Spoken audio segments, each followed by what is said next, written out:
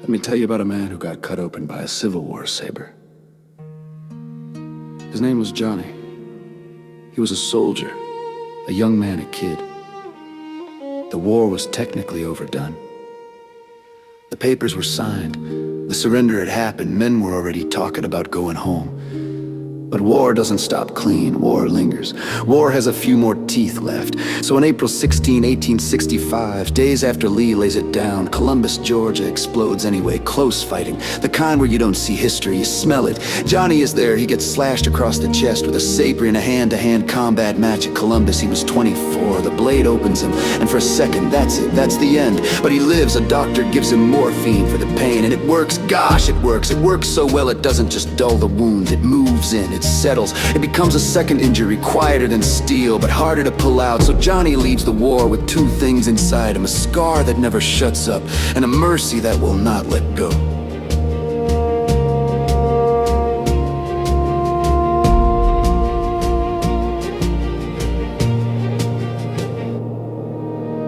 But pain is expensive. Dependency is expensive.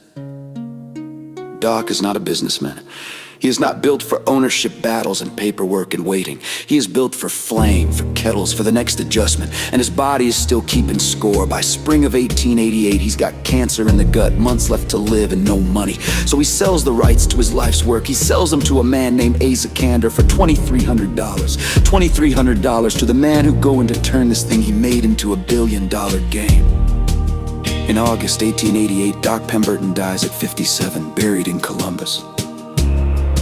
A newspaper calls him a well-known druggist. That's it. That's the ending he gets.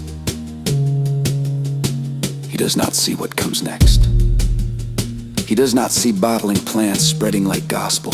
He does not see the drink escape fountains and enter kitchens and ballparks and wars and summers in American memory. He gets the war, he gets the scar, he gets the kettle, he gets 9 glasses. And yet, even now, people leave Coca-Cola bottles at his grave.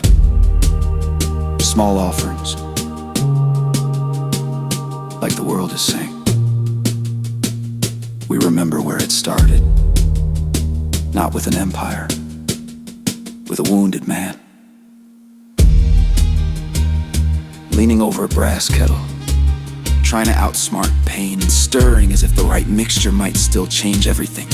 Raise a glass to Doc Pemberton. Cheers, Johnny.